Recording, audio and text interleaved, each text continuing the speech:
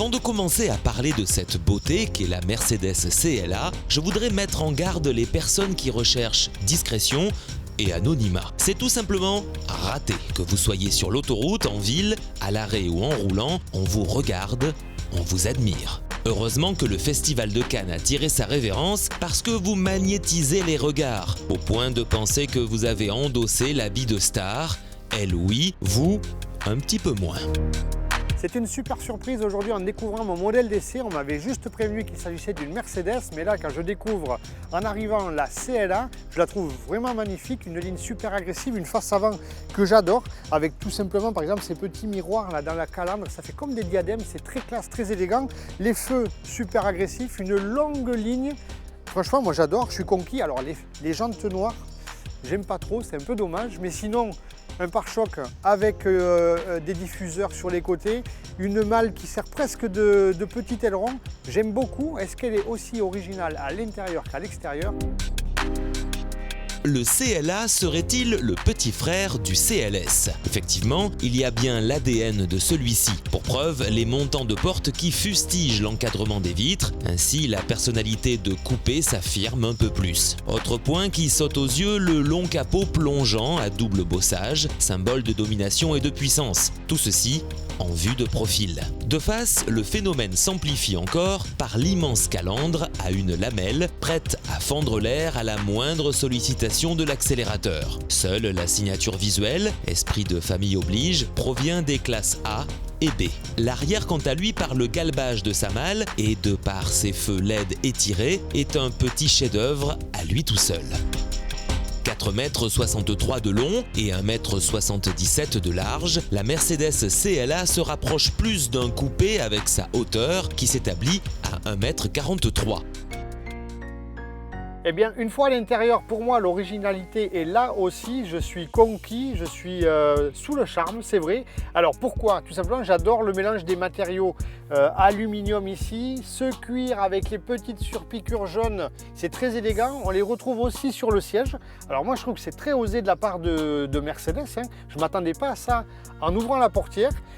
C'est sportif, c'est classe, c'est élégant, c'est très bien équipé. Des sièges chauffants, un GPS. Alors, le petit point noir, à mon avis, ça fait un peu verru, il n'est pas très bien placé, on ne peut pas le rabattre.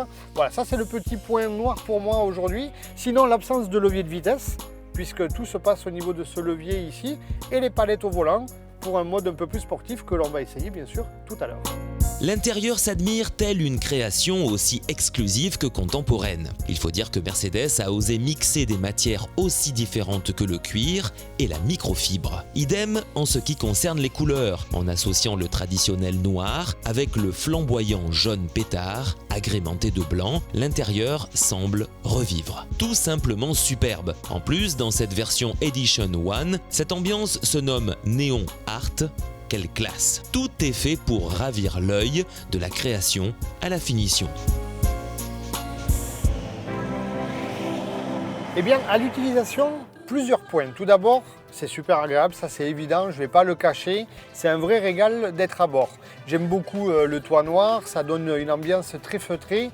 Un point noir malgré tout, ce montant ici qui me gêne cruellement, alors que ce soit pour les manœuvres, en ville.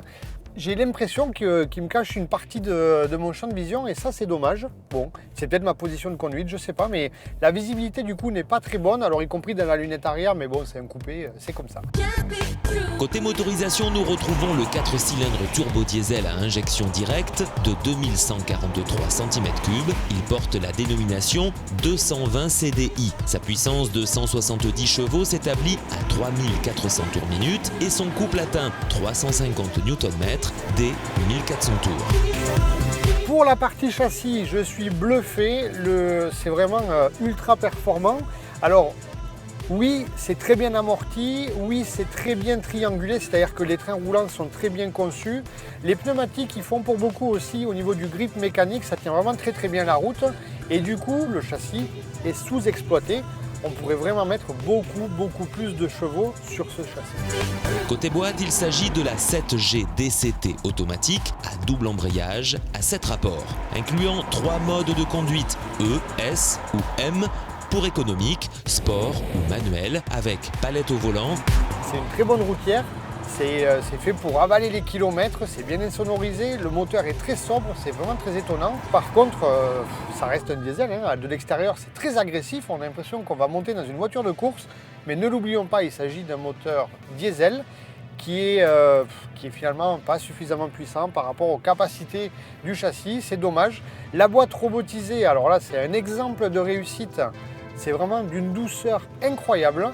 C'est vraiment très bien réalisé et puis surtout avec le mode sport, j'ai l'impression de retrouver une boîte de vitesse de compétition. Alors à l'époque on appelait ça les boîtes 1000 tours, c'est-à-dire qu'on perd à peine 1000 tours lorsque l'on passe une vitesse. C'est très sportif, c'est très ludique, j'aime beaucoup, c'est très agréable.